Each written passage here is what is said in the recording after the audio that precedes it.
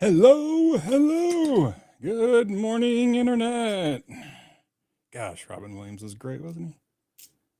All right. I don't know why I'm panic putting in these earphones because there's nothing really for me to hear. Oh, I guess I can hear my sound effects if I do this. I can go like,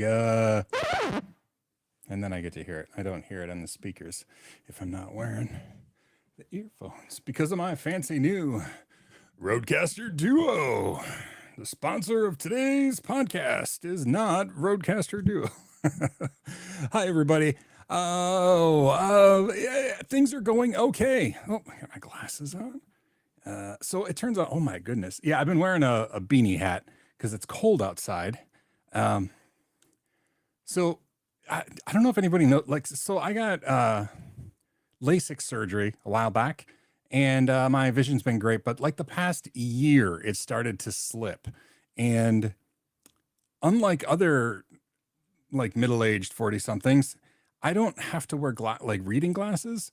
No. Because of my LASIK surgery, I can't see far and I can't see really well at night.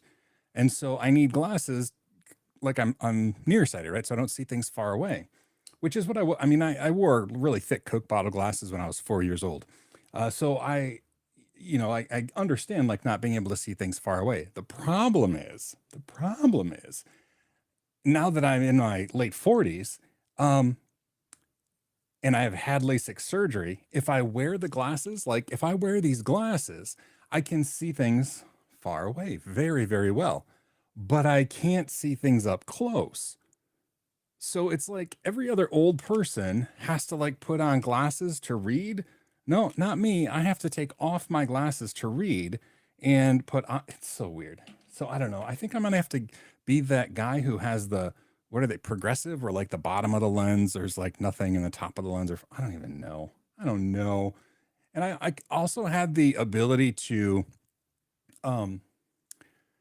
when I got LASIK surgery, they said that I could get a free tune-up because they said your vision's going to slip when you get in your late 40s. And I mean, they weren't wrong, but I don't know if I want to do that. I'm a little bit afraid because it was so painful. I have no regrets having it done, but it was so painful that first day. So I don't know. What do you should I get the free LASIK tune-up? I don't know. Maybe it'll be a good thing. And then supposedly back in the day, I did the monovision where one eye was for close and one eye was for far, but they have drifted, they kind of like fell apart in a way that they're just both bad now. I mean, they're moderately bad, far better than before I had LASIK. I mean, again, I was almost legally blind before I got LASIK surgery. And now it's just things that are far away are blurry, but I don't know. I wonder if I don't know. Maybe I should talk to my doctor. Get the tune-up, you think? Yeah. Yeah. Oh, so yeah, bifocals, but like they don't have the line anymore. Now they're just progressive, right? So that they look like plain glasses, but like different sections of the lens or different things. You can actually get like trifocals that way. So like the bottom is like for reading up close and the middle is for middle distance. And then like you look kind of like down through the top for like far distance. And my wife has progressive lenses that are like, there's like nothing in like the main part, but then like the lower half of the lens is for reading. So when she wears glasses all day, But then when she's reading, she just kind of looks out of the bottom, like she holds a book, well, you can't see my hands, but she like holds a book down here and kind of looks at the, but there's not a line. It's just like they somehow do it magically. So like just different parts of the lens have different focal whatevers. Anyway. Yeah, variable focused, long distance. Yeah, bite moose. That's exactly it. Yeah, they here they call them progressive lenses. Like I don't mean like left. They're not like politically left lenses, but yeah, the prescription like progresses as you go up and down the lens. Oh, Mason just said Forney's starting to look closer at the monitor. It looks, yeah, and I mean, so that's the thing too with the in your 40s is generally when you start to need reading glasses, but it is weird for me, and I find it far more frustrating to have to take glasses off to see close. And I can't explain why. Maybe it would be just as annoying, like I can't quite see it, so I got to take my glasses, for up close. For some reason, that feels less annoying because I'm like doing something close. But yeah, it's really strange. So I don't know. I might get the tune-up. If I get the tune-up,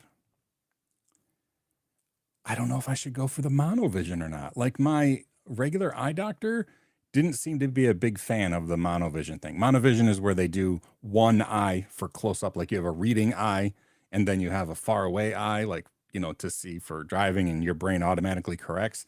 And when I first got my, when I first got the LASIK, I had that and I adjusted really fine, but I don't know. I should probably do research, but if it is a free tune-up, maybe I should. I mean, I don't love wearing glasses, and it's not that I think I look bad in glasses. Like these are from Zenni Optical. They're like, you can get them really super cheap, and they do get like smeary, even though they have like the special coating that's supposed to stop oils and stuff. They seem to get like, I don't know, seem to get dirty. I don't think I look bad in them necessarily, but because I grew up really poor, in a time when wearing glasses, there was like no coolness. Like now people wear glasses just because they like the way they look. But when I was young, it was, 4 eyes was like a literal insult. But I was also poor. So there were welfare glasses, like thick plastic, ugly glasses. So like, even though I don't remember it because it was before my car accident, I literally don't remember my childhood. That when I put glasses on, when I'm wearing glasses, that same icky, bullied little kid feeling bubbles up. And so I probably should get the LASIK tune-up and just decide if I'm going to do the monovision or not. I should make sure that company's still in business. They have to be still in business. I think so. Yeah. And I paid $4,500 for the surgery. One of the reasons that they charge so much was they said, and then, when you need a tune-up, we'll do that for free. So yeah, I'll follow up on it at least to see, make sure it's still real. Oh, let's see. Yeah. Oh, Scott. Yeah. My wife is normal, unlike me. That is true. Yeah. She's very much a normal human being. And it's a case of opposites attract. Oh, mother had progressives, but difficulty driving with them. Oh, samples and tests. That's interesting. So Donna, she does okay. She for a long time just had reading glasses, but then this last time, probably about 3 months ago, she went and she just got the progressive lenses. But maybe this is the difference. Her lenses, like the not reading part of them, are just no prescription. She just didn't want to keep taking them on and putting them off and taking them on and putting them off. That was annoying her. So now she wears glasses all day long, but when she's looking through like the middle, like her normal whatever, there's no prescription there. It's just like she has the bottom half is for reading, so she doesn't have to take them off. And plus, she looks great in glasses, so whatever. But yeah. And maybe with, if her vision does skew, she will eventually struggle with that. She's never had to wear glasses at all, so this is new for her. And I think it's fun, like, especially since there's not that stigma of, you're an ugly loser if you wear glasses. So yeah, I don't know. Maybe glycos and glycos. Oh, an eye test. Yeah, I think so. We have vision coverage. I think with our, now I don't, again, I mean, health insurance is a whole nother another topic. And I don't know what is included in the UK's, you know, tax provided healthcare. I don't know if eyes, if vision and dental are considered part of health, because here in the US, there's medical insurance, and then there's dental insurance, and then there's optical insurance. Those are three separate things. A lot of times you're like, people often get their health insurance through their employer. Often the employer will offer all three insurances. Like from CBT Nuggets, I get, all three. Anyway, if you have optical coverage, usually you get like one exam included per year. There might be a copay though. I might have to pay like $35 for that, and then they'll pay like $100 or $200 towards glasses or contacts. LASIK is never covered. LASIK surgery, not any portion of it is covered. When it first came out, there were a couple insurance companies that covered it, and that stopped within like the first year that it was available. I only know because I worked at a school, and there was a bunch of teachers who had LASIK surgery because it was not covered by their insurance, and then like the following year it was no longer covered. And it's I think it's considered cosmetic surgery at this point. I don't, it's just not covered by any insurance. You got Bite Moose got contacts. Yeah, I wore contacts. So I wore glasses when I was 4 years old. Again, grew up really poor. We were on welfare, and inner city Detroit, cockroach infested apartments. I mean, the whole sob story. You hear the violin playing. When I was in high school, I got a job, and I actually bought my own contacts. So like from 10th grade on until like 5 years ago, maybe, when I got LASIK surgery. Maybe it was a little longer than that. I don't know when I got LASIK surgery, but I wore contact lenses, and that went from the daily ones, where you took them out and you like washed them and soaked them and then put the same ones in, and then did that for a bunch of years. And then they did the disposable ones, were a little more expensive, but you got a fresh pair every day. That was pretty slick. I actually like that because I did get somebody, bloodshot eyes. Yeah. This was especially an issue for me during allergy season, where I would have, the contacts from the day before. I'd take them out and I'd wash them and I'd put them in the cleaning solution overnight and stuff. But for some reason, they just, during allergy season, I don't know if it was just something, it was always so bad. So when disposables, like daily disposables, came out, that did make allergy season a lot better. It was still rough though. And yeah, contact lenses are rough. I also had a friend of mine, we were getting ready for Halloween and like dressing up, and he sprayed something, hairspray maybe. I don't really know. Again, it's before my car accident, so I don't remember. But sprayed something in my contact. I put it in, and it adhered to my cornea, and it just felt, funky. But we went trick or treat, or we went out. No, it was before. It was the day before Halloween, because the second part of this story only makes sense if this happened before Halloween. Anyway, it felt bad all day. I came home, took it out, and like it was excruciating. I like literally pulled the top layer of my cornea off with my contact. Had to go to the emergency room, and they like packed my eye and taped it shut for like a week or whatever. Because it hurts so bad, it turns out it hurts really bad if you rip the whole top of your cornea off. I got codeine, pain medicine, and that's the day that I found out I'm allergic to codeine, because the next day was Halloween and I was hallucinating and trick-or-treating to mailboxes, and I guess it was a lot of fun to watch. But yeah, it was a rough time. But then thankfully my eyes healed and I could still wear contacts. But anyway.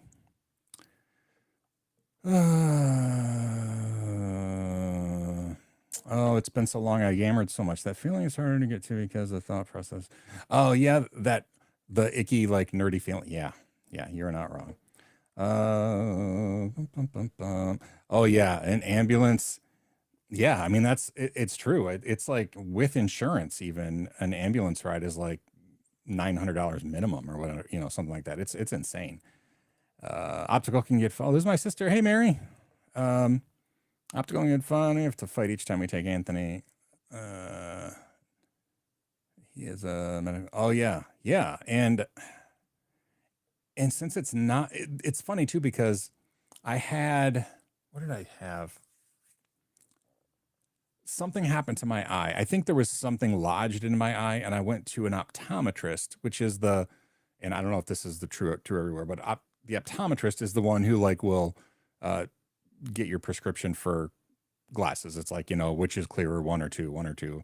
Um, but they don't take medical insurance. They take optical insurance unless you go there for what is counted as a medical procedure. And I had something lodged under my eyelid, like in my eye somehow. And I went there and the optometrist like pulled out my eyelid and like went up inside and like got it out. And anyway, he got it out, but he was able to bill that as a medical procedure.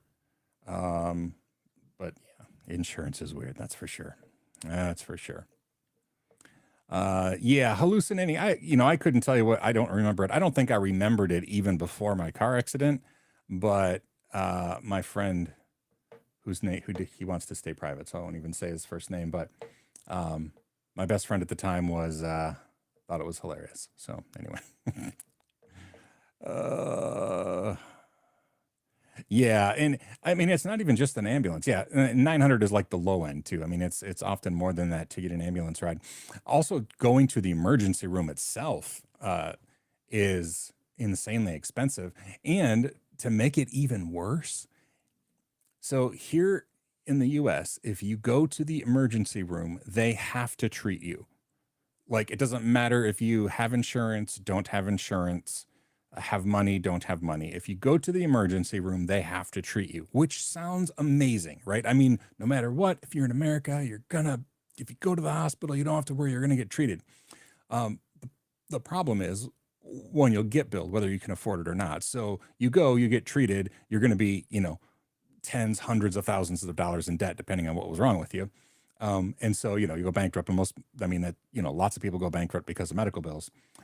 But because of that, they have to treat you thing. If you don't have health insurance, the emergency room is the only place that has to treat you.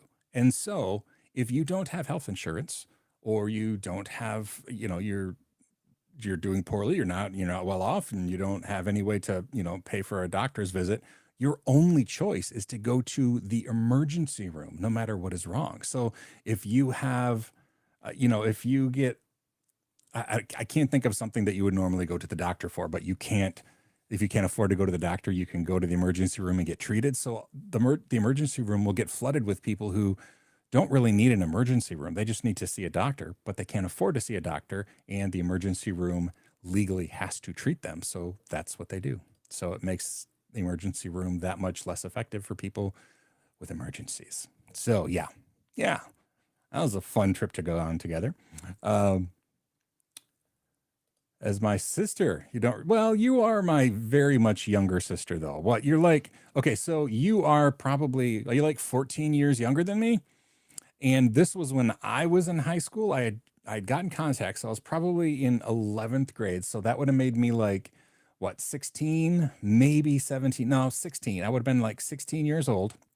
So you would have been 13 years. So, okay. Yeah, I was probably 16. You were probably 3 years old. So it makes sense that you don't remember that happening.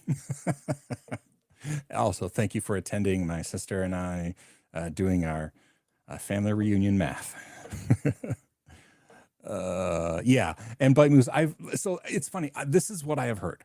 I've heard this from pretty much anybody that has experience with it. The NHS definitely has its downsides. It has, and there are private insurances, I guess, that you can supplement NHS with, but and it wastes money. It's not always the best coverage, and there's often waiting lines, and there are lots of issues with it. But having it there as more than just a safety net, right? I mean, it's almost like a societal agreement that, yeah, if you have something wrong that you need to have fixed, you should be able to do that without losing your home, right? So, yeah, it's not perfect, but it's yeah. Oh, and Mason agrees 100%. Yeah. Something like strep throat. Perfect example. Thank you, Mary. My sister came up with an example of something that if you don't have any insurance, you might have to go to the emergency room to get strep throat treated, which is not what the emergency room is for. But if that's the only place you can get treated, Grr. uh, um, my friends across the pond, does the NHS, is that what NHS, where those are right initials, National Health? Yeah. Does that include optical and dental, or is that separate for y'all too? That's just pure curiosity on my part.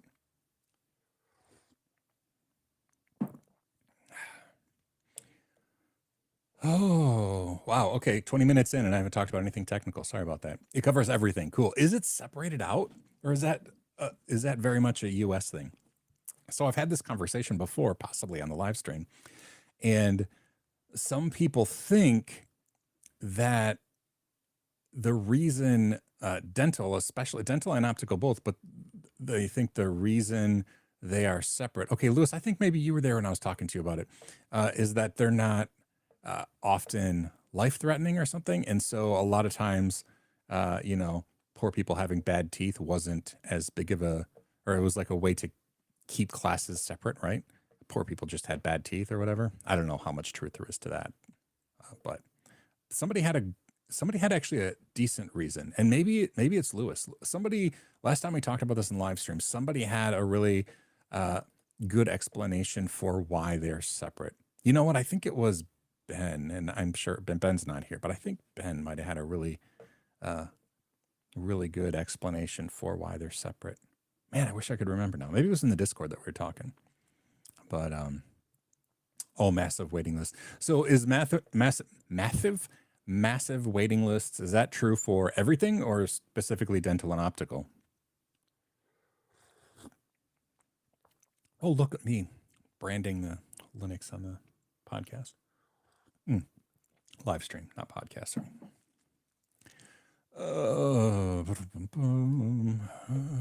Optical and dental. You can go private for optical and dental. Oh, less waiting time. That's cool, Luke. Okay. So you can get you can get separate insurance for that. That's interesting. It's not horribly expensive unless you need implants. Yeah, that's interesting. Yeah, and like my wife, I don't think she would be embarrassed me saying this, but she had to have a tooth removed. It's back here. It's like not all the way in the back, but like here. So there's like a molar behind it, maybe. Had to be taken out. And the plan was, after, like, it has to heal before they can put it in an implant. But when she went back, they like tested the thickness of her jawbone, and she's not a candidate for an implant. So the only thing that she could do is have like this false tooth that like hangs onto two other teeth, which she's not interested in at all. So now she's just, I mean, thankfully it's not visible. It's behind, her cheek, I guess. But anyway, it was weird. So yeah, not everybody is able to get dental implants. Like, you have to have a certain thickness of jawbone apparently to anchor them into, which I didn't realize. I thought everybody with a jawbone could get one. I mean, the teeth were anchored in. Oh, let's see. Yeah, that's the thing too, because not everybody can go and get care, then things do escalate, and then it's far more expensive. We end up spending as a country I don't mean to get too deep in the weeds, but yeah, it's silly not treating the even the maintenance stuff, right? Like the regular checkups and stuff, not treating the things before they're an issue or when they're a tiny issue, means that they escalate into something horrible. And yeah, exactly.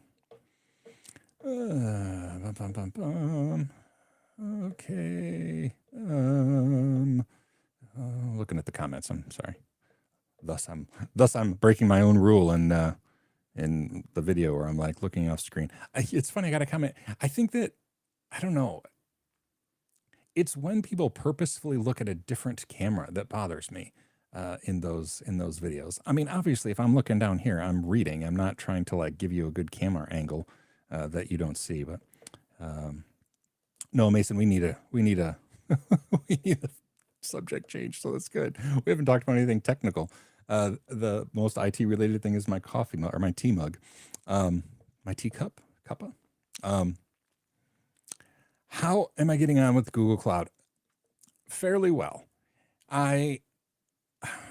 These past 2 weeks, we had Thanksgiving, and then there's some internal stuff at CBT where they're looking at some automated reviewing that has kind of messed with my head a bit.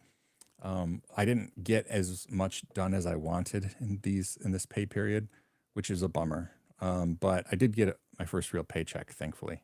The middle of the month paycheck might be frustratingly slim, but I'm doing well. I'm getting it. It's one of those things where I was very intimidated at first, but as I learn more and more, it's nothing all that drastically new.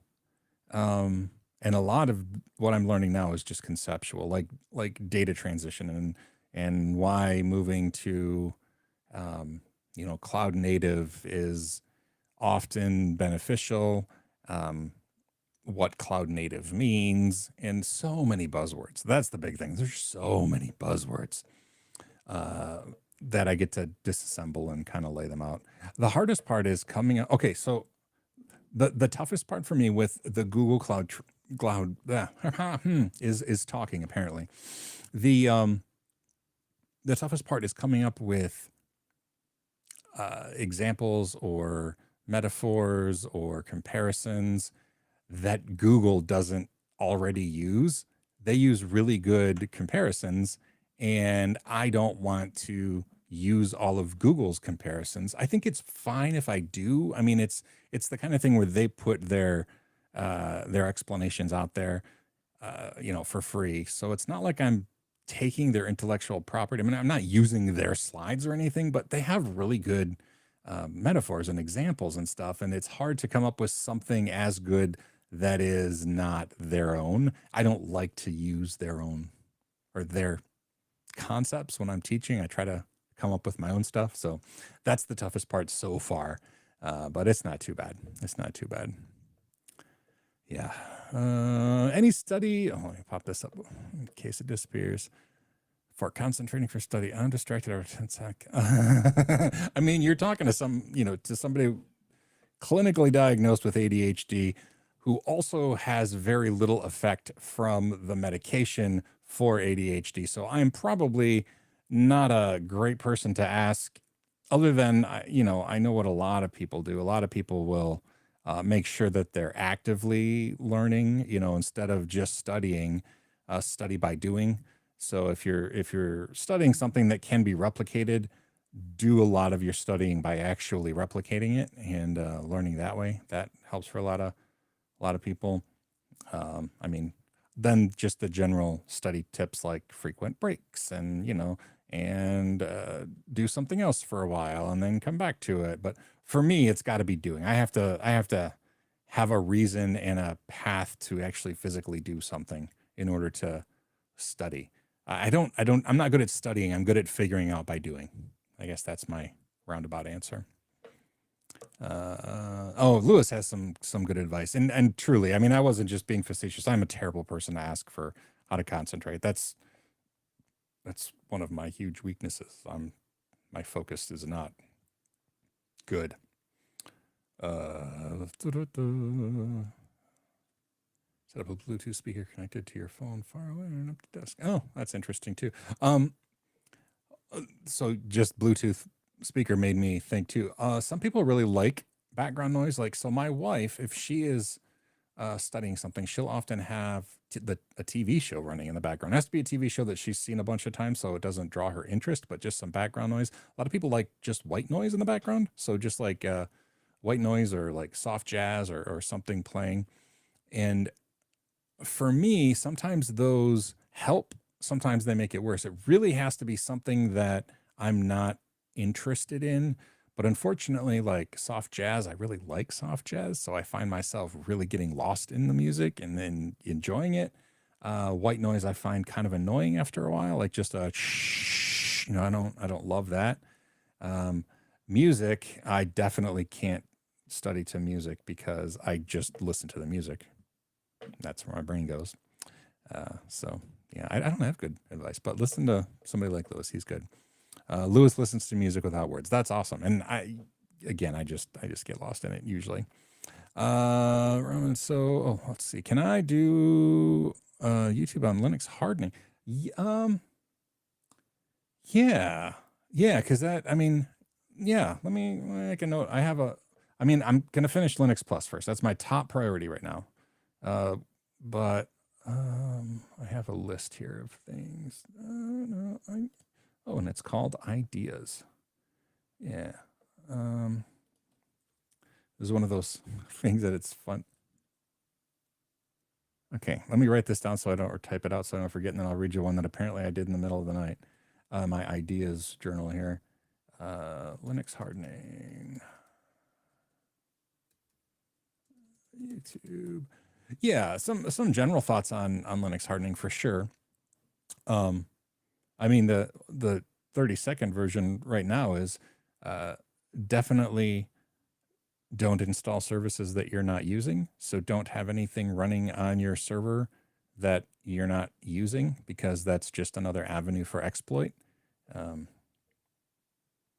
That's a big one. A lot of people have a lot of stuff installed that they don't need or they're not using, and that's just waiting to be exploited, especially because if you're not using it, you're probably not keeping it updated.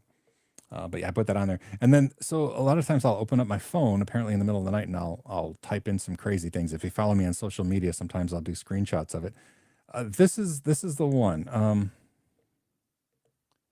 There's two of them here. One, fake ad dash soup fork. I'm not sure what that means, but okay.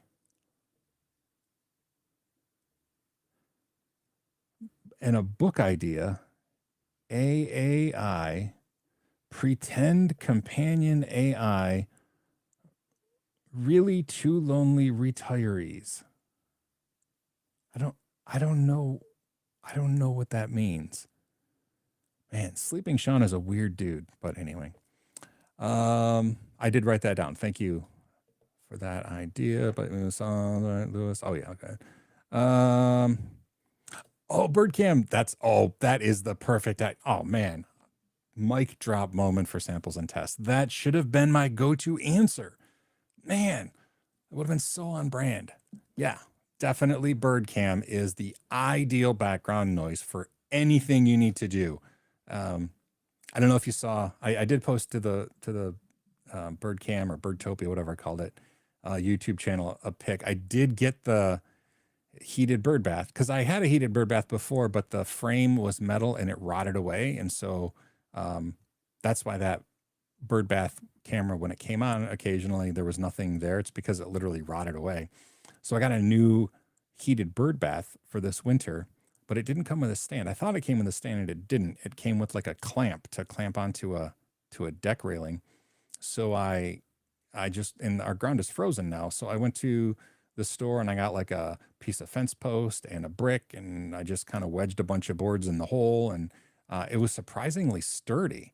And so, yeah, it's up. I haven't mounted another camera, but that'll happen this week, and I'm excited. That'll be one more view for the bird cam. I just have to figure out the logic for switching when motion is detected, because what I don't want is there to be two cameras, both with birds at them, and have it switch back and forth, motion, motion, motion, motion, motion. So I have to figure out some way to put conditionals in. Like right now I have a conditional with the two where it only switches if there's not motion at the other one. But with more than two, there's no way for me to know which is active with the current logic. So I don't know. I got to figure that out, because eventually I will have 5. There will be 5 cameras at Birdtopia. I'll have the one in my office window, the one in the front yard that is currently active, the feeder that's like just an open feeder, the heated bird bath, and then I have that second wire that I ran is going to be a suet feeder that I'm mounting on top of the bird feeder. I have the feeder, I have the mounting stuff, I have the camera. And then the 5th one is going to be a hummingbird feeder. But in the wintertime, it's just a hanging hummingbird feeder. But because that's only a summertime thing, I'm going to just hang another feeder in front of that for the winter. So I'll have 5 cameras. Oh, yeah. Oh, Scott's working on that quiz bot. Cool. Yes, that'll be cool. Because, yeah, even though I'm still struggling at work to get in a groove, I do feel like a sense of normality is kind of getting into a little bit of a groove, in a good way. So yeah, that's cool. I'd love to do weekend assignments again, or maybe name it something new. But yeah, something so that we can make this fun and talkative, but also educational with like some homework to do before and or after. Can I try this thing? I don't know how I can click on it. Hold on. I can't click where I am, Lewis, but let me go into Discord. Does that show links?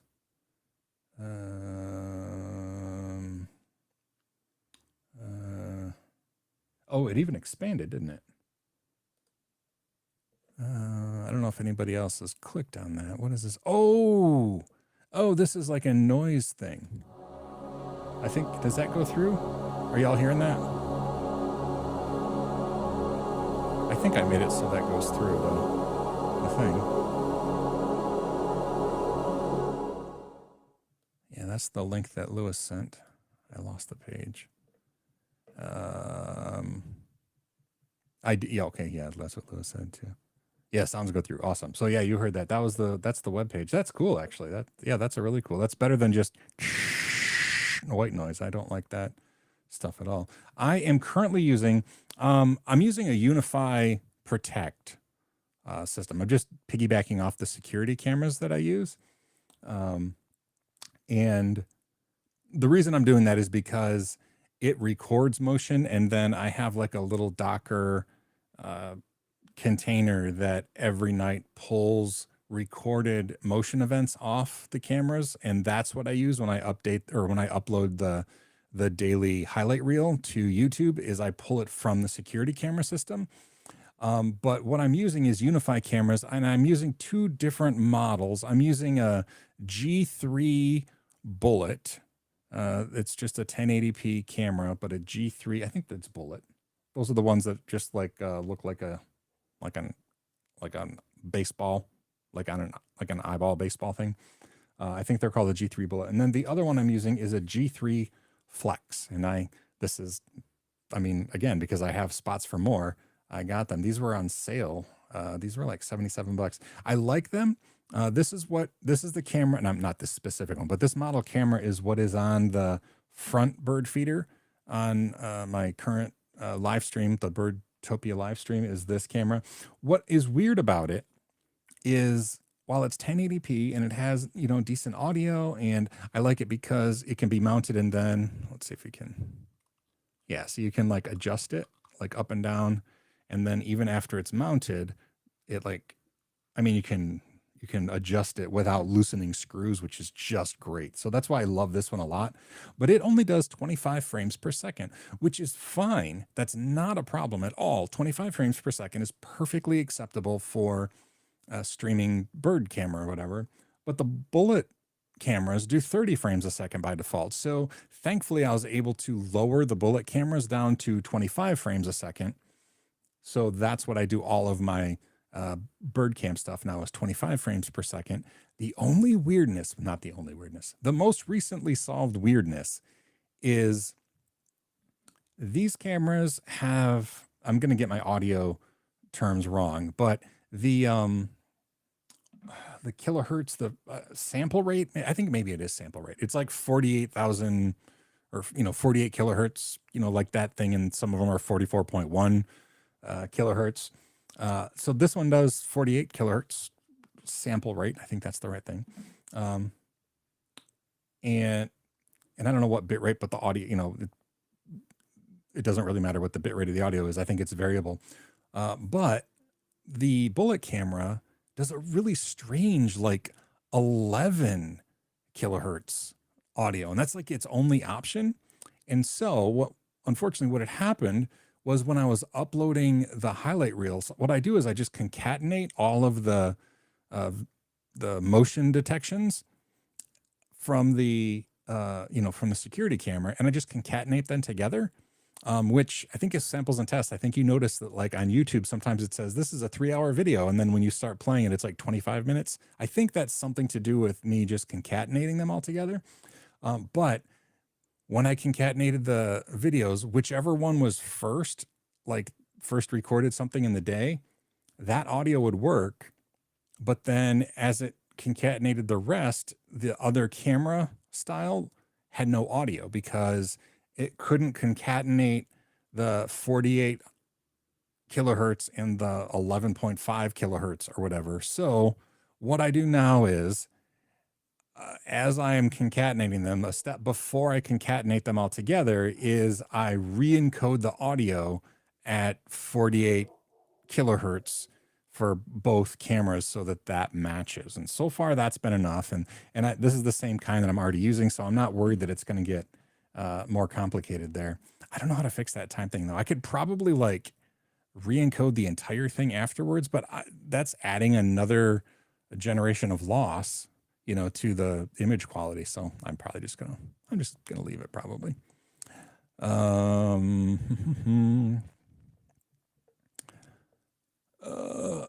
You know what? I mean, probably not.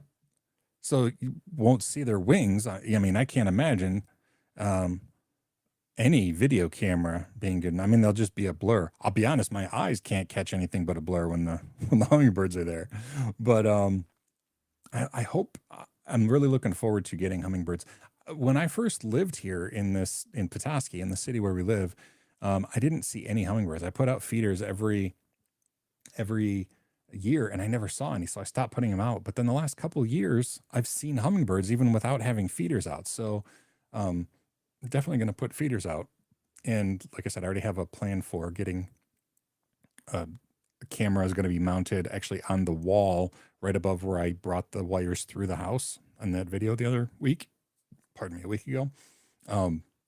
It's going to be up top and I'm going to hang it from the eaves of the house. And these cameras, they focus at about 15 inches, maybe 18 inches is where like they are keep things in focus. If you look at bird cam, they when a bird is sitting really close to the camera, it's a little bit out of focus. So I actually have the stuff. I bought it when I was at Lowe's. I'm gonna move the camera about 6 inches further away from the actual bird feeder so that when a bird is on that edge, it's still clear. So that's, yeah, not that anybody asked, but that's my plan. Yes, I am using the YouTube API to upload every day.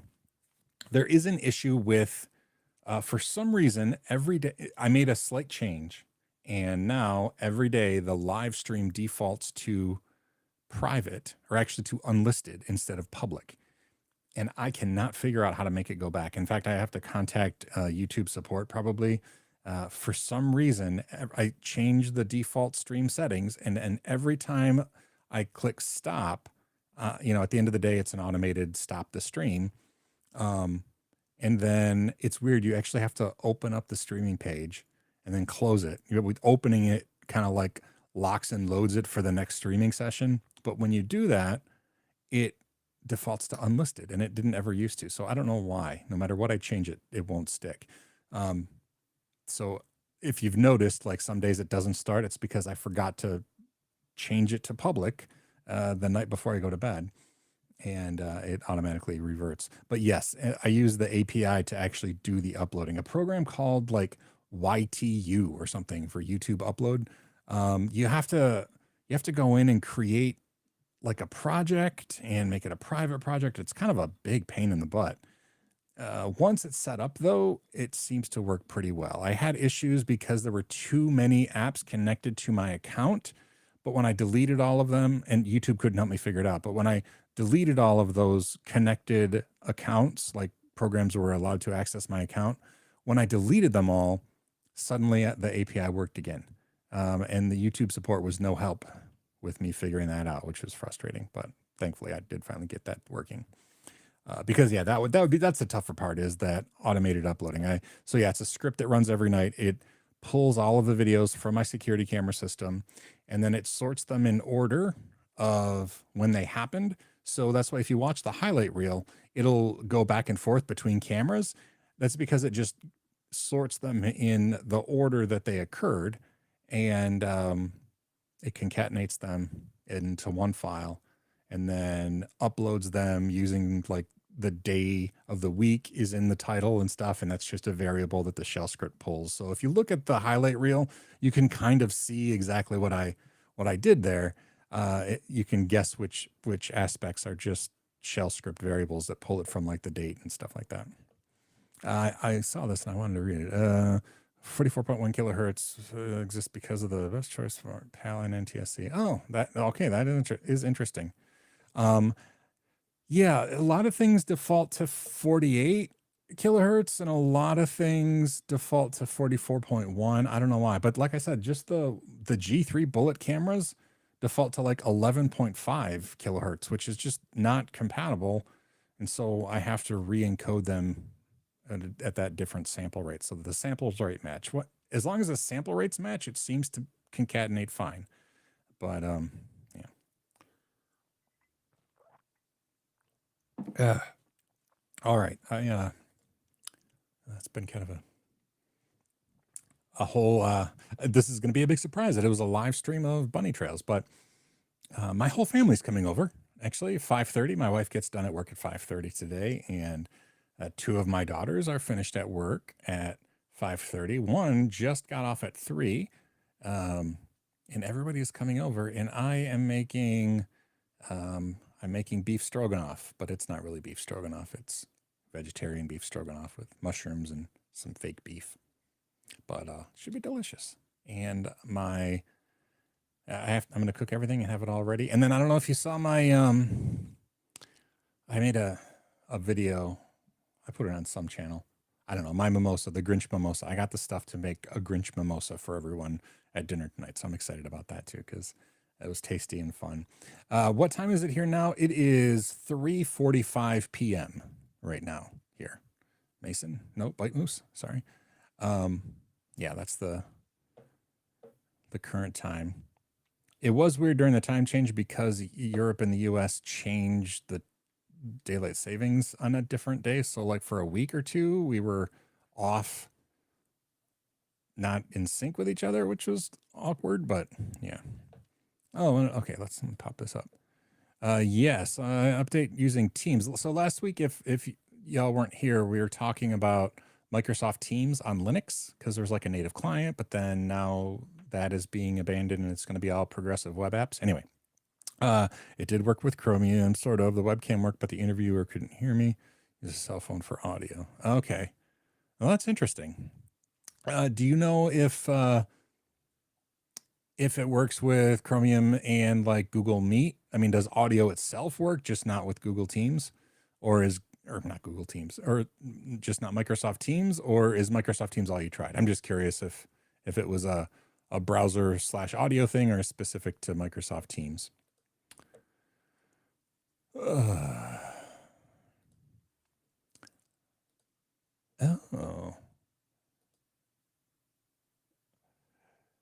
Yeah, if I'm not mistaken, Samples and Tests was conducting the interview. I mean, I still hope it went well, but I think, correct me if I'm wrong, because you commented on a YouTube video, I think. So it's funny, I get notifications, on my phone, and I usually respond, and sometimes I don't even remember where the notification was from, but I think it was from a YouTube video. We were talking about it. Okay, never used it with Chromium before, so okay. Cool. Thorium. I haven't tried thorium yet. I read the webpage. It was probably here that I heard about thorium. It looked pretty cool. I hadn't tried it. I'm still using Brave, not because I have a lot of love for Brave, but because that's where all my bookmarks are synced between multiple computers and stuff. And it's just, it's momentum at this point. And I seem to need Chrome every now and then for stuff. So I always have Chrome installed. Again, not because I have a great love for it, but because it seems like every once in a while I'll be like, I need to use Chrome to make this work. Or the effort that will be required to make it work with something else is not something that I have the time for. So,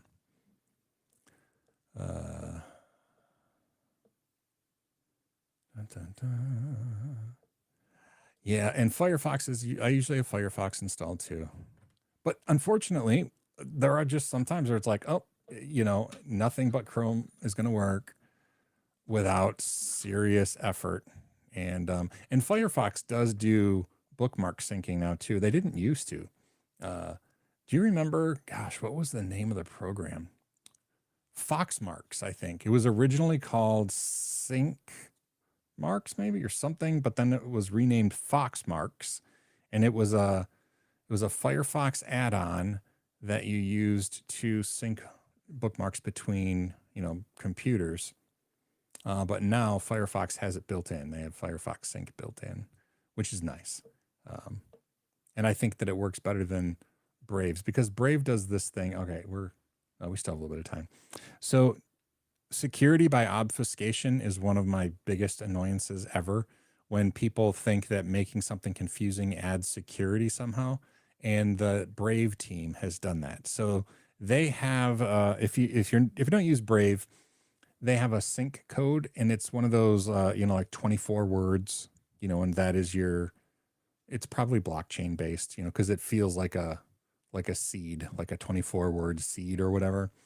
But it used to be 24 words, and you would store that. And then when you go to another computer, you say, oh, I already have a sync code, and you would paste in or type in or whatever the 24 words. And then that would build your whatever to sync your bookmarks. But then, like a year or so ago, they added a security feature of a 25th word that changes every day. And so you had to get your sync code from an already existing computer on the same day that you were going to, install it onto another computer. And it didn't offer any security, because it's just a list of words that is tied to a date. So literally you can look up what the 25th word of the day is and use that as your 25th word. It was so stupid, and I hate it so much.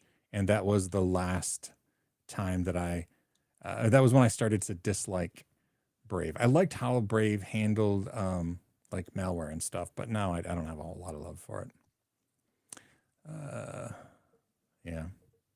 Yeah, this has been kind of my experience too, is that I like Firefox, but some stuff it doesn't do well. And the next comment here, teams did not like Firefox. That sometimes it just doesn't. I think that a lot of companies design for Chrome first, and then yeah. I'm not a fan of Brave really anymore. It's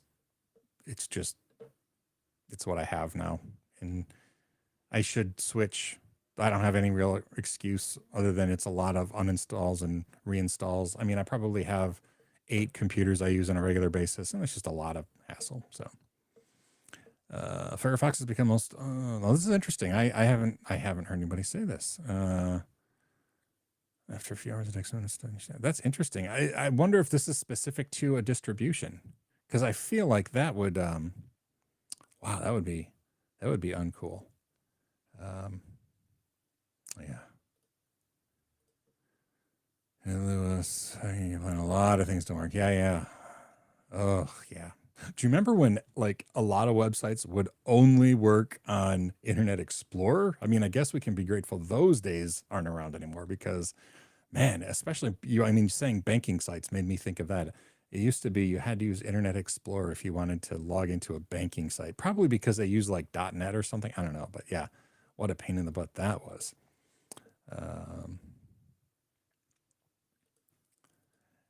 Okay, yeah, and Chromium and WebKit, are those pretty much the same? Because Safari is based on WebKit. I think, I don't know. I don't know a lot of underlying technologies, but anyway. Oh, that is surprising. That's a recent distribution with. I wonder if it's related to a specific extension or something you might have, or maybe they're not called extensions, add-on or something with Firefox, because I haven't heard that either. That's strange. Yeah, that sucks. I remember on Ubuntu, Firefox is a snap package. Oh, I guess that's an interesting point, and probably the same on Kubuntu. I don't know. I'm not a big fan of snaps. I'm a fan of the idea of snaps, but in practice, I tend not to like them. Government sites had a habit of only working in Explorer. Yeah. And I think it was because there's lots of again, there was developers that were using like .NET, and then you would create something that would only run on a. And then yeah, from the system administrator side, I remember there were so many programs like web apps that we'd have to deploy that would only run on IIS. That's the name of it, right? IIS, the Microsoft web server. IIS, yeah, it's got to be it. That rings an unpleasant bell in my memory. Where you'd have to have that installed on IIS, and then you could only use Internet Explorer to actually use it. Man, what a terrible time in internet history. Thankfully, that trend died away. It took longer than it should have, but it did die away. Yeah, I don't like Snap either. I'd like Flatpaks are better than Snap in my unprofessional opinion. Flatpak is better than Snap, but I still don't even love Flatpaks. Again, conceptually, I like the idea of snaps and Flatpaks and app image, but in practice, they're frustrating for me. Probably app image I like the best because it doesn't try to do the weird containery stuff. But anyway, oh, this is interesting. One of our government portals still forces you to use 32-bit Java. Ouch. Yeah, that's tough. Java's still around, isn't it? Java's always been weird because there's a lot of Java developers. It doesn't help that Java and JavaScript have, the same word in their name, but they're drastically different. But yeah, a lot of Java developers out there. It's a system package on Linux Ubuntu. Okay, and I bet it's probably, usually with Ubuntu, probably Kubuntu as well, you can install a lot of the same packages two different ways. And so it might be a snap. It would definitely be a snap by default probably, but you might be able to remove the snap version and install the repository version. No, using Flash? Because Flash was completely discontinued. I don't even think browsers support Flash anymore. That has got to be interesting. I don't even know how you could render a site using Flash these days. That would be interesting. It would just be like a broken looking box, I would think, because it's completely deprecated.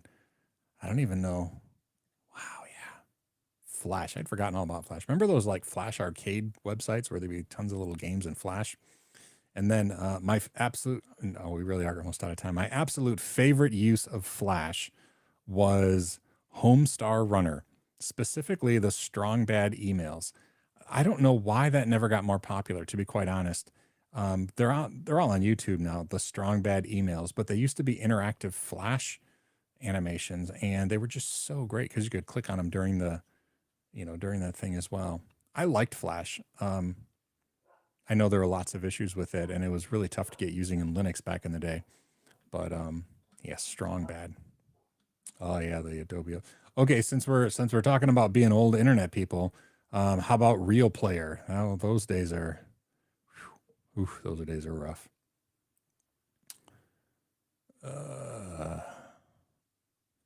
Wanda the Fish. I do not remember Wanda the Fish. Red Hat 6.2. I don't remember. No, of course, I never really used Red Hat apart from the last time I really used Red Hat stuff. It wasn't really Red Hat. It was before CentOS. What was it? Maybe it was CentOS.